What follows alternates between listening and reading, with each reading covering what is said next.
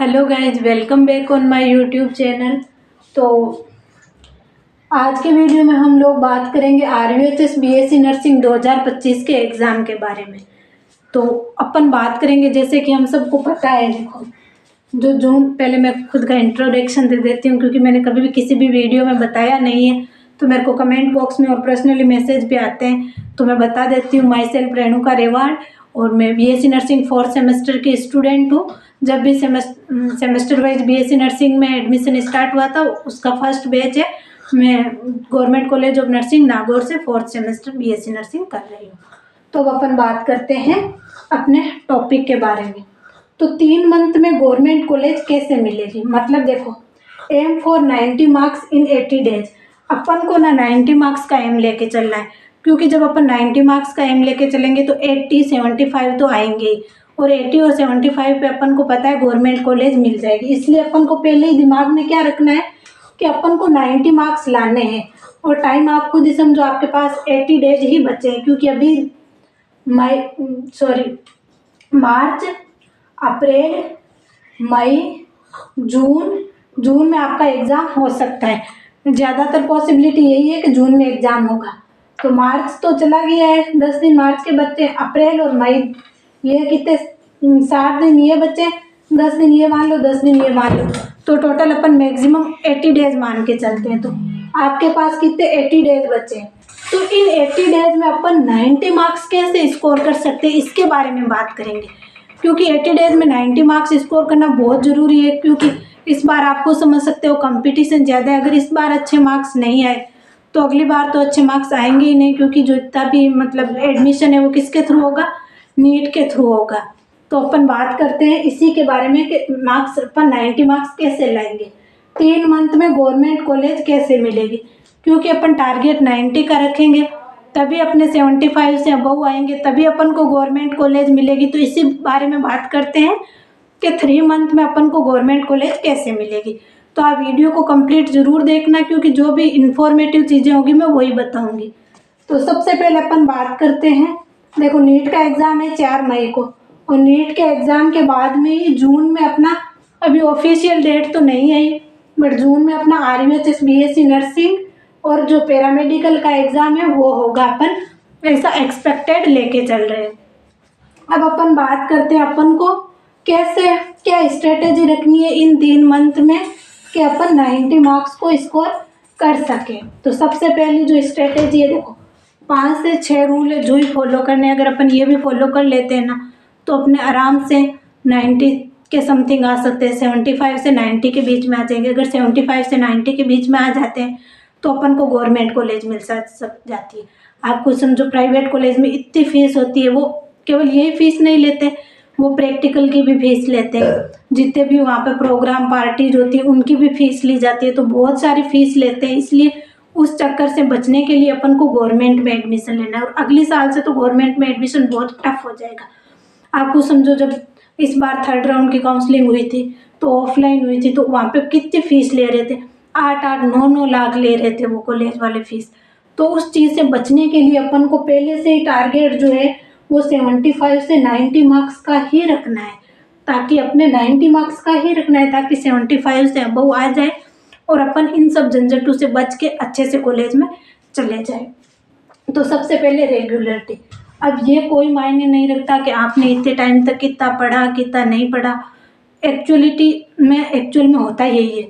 चाहे आप कोई सी भी MBBS कॉलेज में चले जाओ, स्टूडेंट से पूछो आपने कितना पढ़ा, उन्हें कोई मतलब ही नहीं है। लेकिन जो एग्ज़ाम के पहले के 15 दिन जो होते हैं ना, सेमेस्टर एग्ज़ाम, उसमें वो बहुत अच्छे से पढ़ते हैं और उनके अच्छे मार्क्स भी आते हैं और पास भी हो जाते हैं। उनके कंपैरिजन में जो पूरे साल पढ़ते हैं उनके भी अच्छे मार्क्स नहीं आ पाते। इसलिए आपको ये समझना है, ये जो आपके पास 80 डेज बचे हैं ना, वो बहुत बहुत इम्पोर्टेंट है। अब इस चीज़ को दिमाग से निकाल दो। कोई ये सोचेगा कि मैंने पूरा साल वेस्ट कर दिया, मैंने इन चीज़ों में कर दिया, मैंने इसकी प्रिपरेशन में कर दी, मेरा इतना सिलेबस बच रहा है, मेरे इतने क्वेश्चन प्रैक्टिसेस बच रहे हैं। आपको ऐसा कुछ नहीं सोचना है, क्योंकि आपके माइंड में अभी यही एक ही चीज़ होनी चाहिए, मेरे पास 80 डेज है और मैं इनमें अपना 100% दे सकता हूँ। इसलिए आपको रेगुलरिटी के साथ में अब अपनी स्टडी पे पूरा फोकस करना है। ऐसे नहीं आप वीडियो देखे एक दिन मोटिवेट हुए, ठीक है मैं आज से पढ़ूंगा, एक दिन पढ़ा 4 घंटे, दूसरे दिन पढ़ा ही नहीं, ऐसे नहीं करना। अब जितने भी 80 डेज बचे हैं, मतलब समथिंग 3 मंथ्स, उसमें आपको रेगुलर पढ़ना है। एक टाइम टेबल बना लेना कि मुझे इतने घंटे दिन में पढ़ने ही है, और मैं मिनिमम बताऊँ कि आपको अभी कितने घंटे पढ़ना चाहिए, तो शायद देखो 10 से 15 घंटे तो 15 घंटे तो आपको पढ़ने की ही ज़रूरत है, क्योंकि उसमें 6 घंटे तो क्लासेस भी हो जाती है, 6-7 घंटे सेल्फ स्टडी करने की ज़रूरत है, क्योंकि टाइम भी कम है।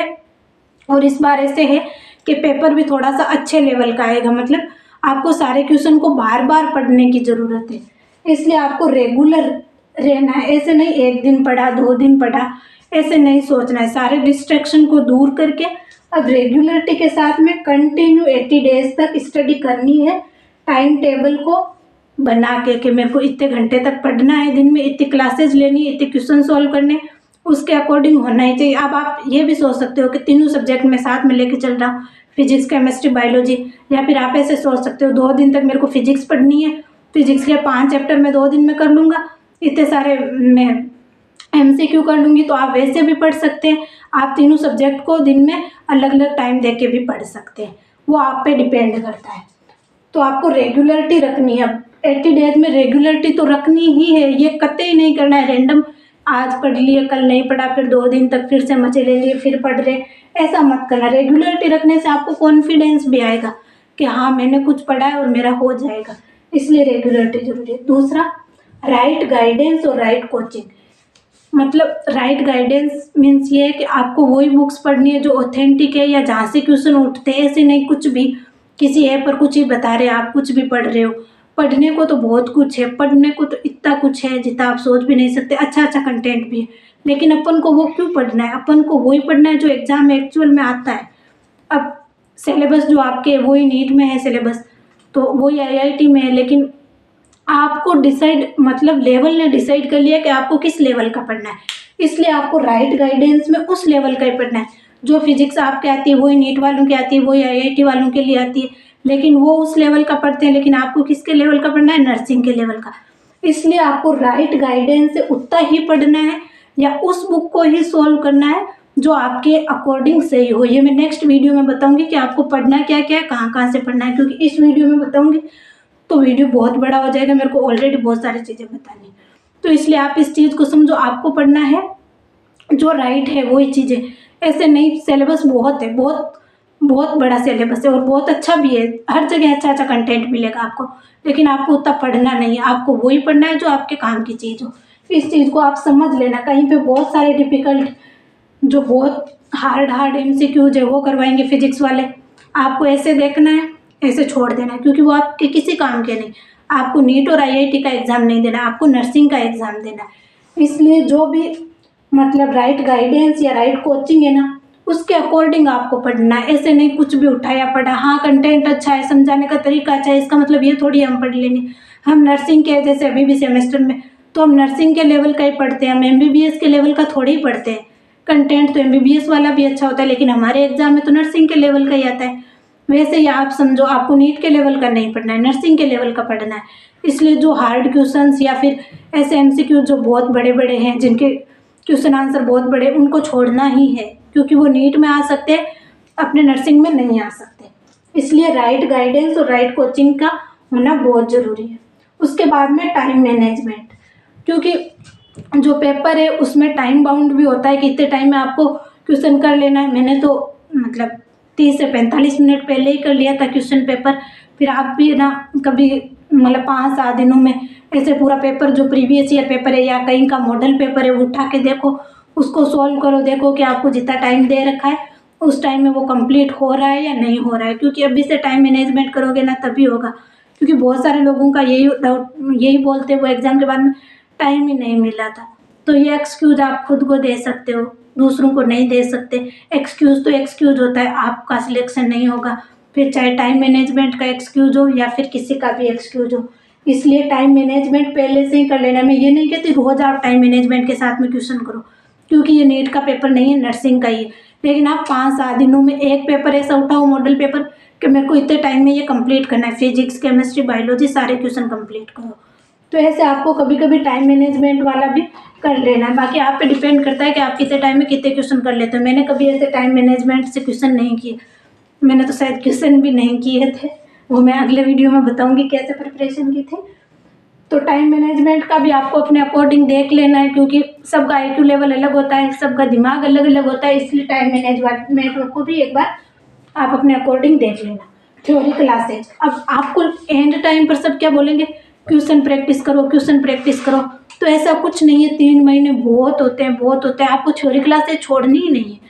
अभी आपको कोई बोल रहा होगा कि क्वेश्चन प्रैक्टिस करो, क्वेश्चन प्रैक्टिस करो, आने तो MCQ ही है, ऐसा कुछ नहीं है। आपको रेगुलर थ्योरी पढ़नी भी है और थ्योरी की क्लासेज भी लेनी है, क्योंकि थ्योरी से ही कंसेप्ट बनते हैं। क्वेश्चन में किसी क्वेश्चन में कुछ ही दे रखा होगा, किसी क्वेश्चन में कुछ ही दे रखा होगा, उतने क्वेश्चन आप रट नहीं सकते, लेकिन थ्योरी को कंबाइन जो थ्योरी है उसको आप रट सकते हैं।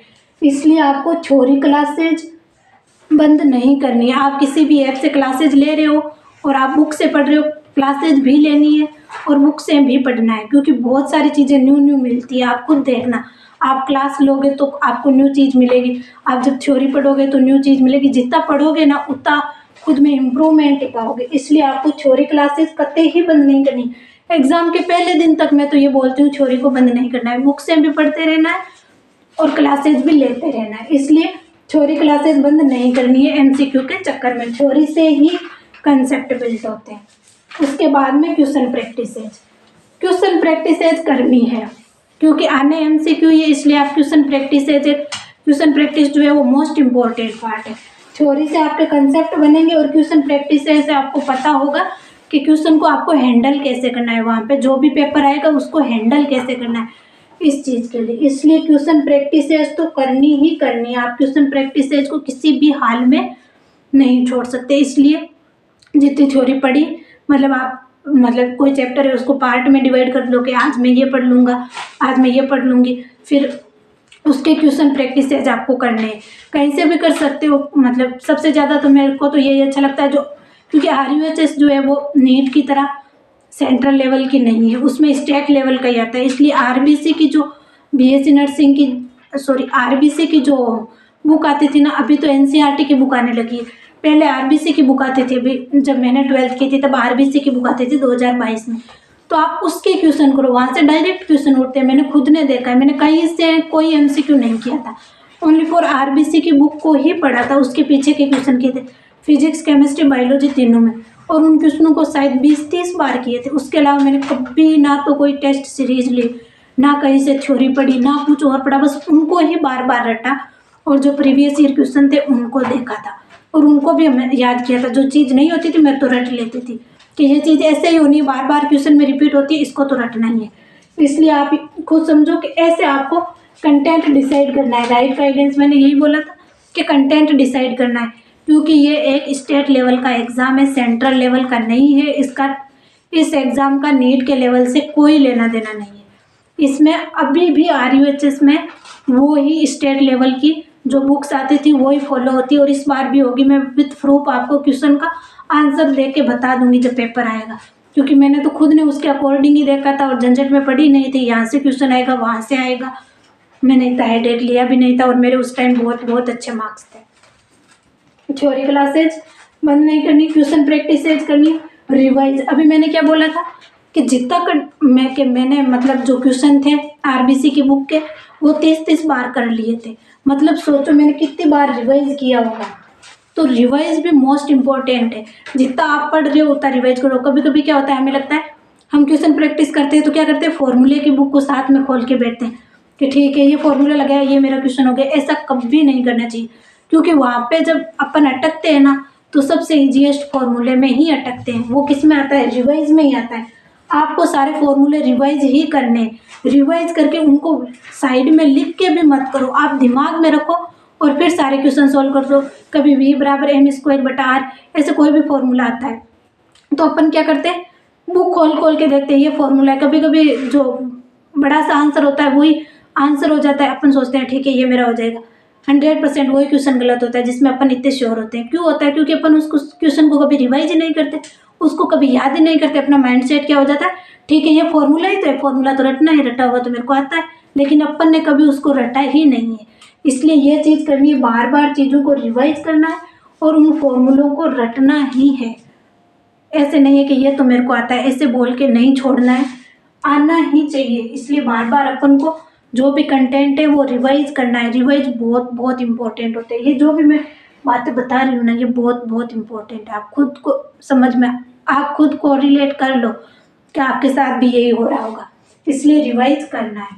उसके बाद में अपन लिमिटेड कंटेंट, अभी मैंने बताया था कंटेंट बहुत है। जो जो फिजिक्स आपके आ रही है वही नीट, वही IIT में आ रही है, लेकिन आपको लिमिटेड कंटेंट पढ़ना है। आपको PYQ करने हैं, RBC की बुक के पीछे के क्वेश्चन करने हैं, और बस इतने ही करने। मैंने इतने ही किए थे मेरे अकॉर्डिंग। तो फिर भी आपको लगता है मैं पढ़ूँ, NCERT नहीं पढ़ी जाती फिजिक्स की, पहले ये समझ लो ना। NCERT से क्वेश्चन बनते हैं, आप कितना ही कर लो। लोग बोलते हैं NCERT पढ़ो, NCERT से क्वेश्चन ही नहीं बनते। आप ऐसे कोई ऑथेंटिक ऐप है, जो भी मैं अभी नाम नहीं लूँगी, बट आप उस ऐप के जो अच्छे क्वेश्चन बताते हैं उन क्वेश्चनों को कर सकते हो, जो इजी क्वेश्चन है। क्योंकि ऐप पर भी क्या होता है, हार्ड क्वेश्चन बताते हैं, क्योंकि उनको तो रैंक चाहिए होती है कि इतने रैंक आने चाहिए, 98 आने चाहिए, 95 आने चाहिए। आपको भाई सिलेक्शन चाहिए, 75 से अबव चाहिए। इसलिए आप खुद समझो, आपको जो हार्ड से हार्ड क्वेश्चन है ना, उनको छोड़ना ही, उनमें क्यों टाइम वेस्ट करना। उससे अच्छा है अपन जितना पढ़ रहे हो उनको बार बार रिवाइज कर ले, ताकि अपना कोई क्वेश्चन गलत ना हो।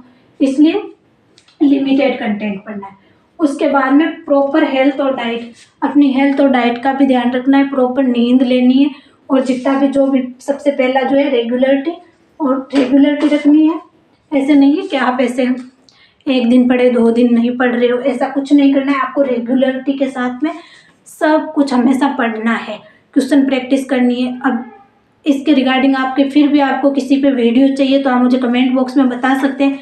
आपके कोई भी कुछ भी डाउट आ रहा है कि मेरे से ये क्वेश्चन नहीं हो रहा, क्वेश्चन भी पूछ सकते हैं। या फिर कोई भी डाउट कि मेरे से पढ़ा नहीं जा रहा है, या फिर मैं इस सब्जेक्ट को कैसे पढूं, इसके क्वेश्चन कहाँ से करूँ, कोई भी डाउट हो, या नेक्स्ट वीडियो आपको किस पे चाहिए, तो आप मुझे कमेंट बॉक्स में बता सकते हैं। मैं उसके 100% रिप्लाई करूँगी। आप मुझे टेलीग्राम पे भी मैसेज कर सकते हैं, इंस्टाग्राम पे भी कर सकते हैं। और उसके साथ में नेक्स्ट वीडियो में बताऊंगी कि मैंने कैसे पढ़ा था, क्योंकि मैंने खुद ने शायद 2 महीने बड़ी मुश्किल से पढ़ा था और बहुत कम पढ़ा था। फिर भी उस टाइम मेरे 66 मार्क्स आए थे 2023 में, और मेरे को पाली की कॉलेज मिली थी। बट मैंने पाली की कॉलेज छोड़ के, पाली की कॉलेज टॉप कॉलेज है, ये आप खुद ही समझो, क्योंकि वहाँ पे MBBS भी है और टॉप 10 में आती है। फिर मैंने वो कॉलेज छोड़ के अपने यहाँ नागौर में ही कॉलेज ले ली थी, क्योंकि मैं खुद नागौर की हूँ। तो नेक्स्ट वीडियो में मैं बताऊंगी कि मैंने कितना पढ़ा था और कितने टाइम पढ़ती थी, और मैंने कितनी बार रिवाइज किया होगा उस चीज़ को। मैंने जो स्ट्रेटेजी फॉलो की थी उसको बताऊंगी। फिर आपको मेरे वीडियो कैसा लग रहा है आप कमेंट बॉक्स में ज़रूर बताना, और नेक्स्ट वीडियो किस पे चाहिए वो भी बताना। अब मैं आगे नहीं बोलूँगी, क्योंकि पहले से ही वीडियो काफ़ी बड़ा हो गया है। फिर भी अपन नेक्स्ट वीडियो में, कल के वीडियो में मिलेंगे कि मैंने कैसे प्रिपरेशन की थी।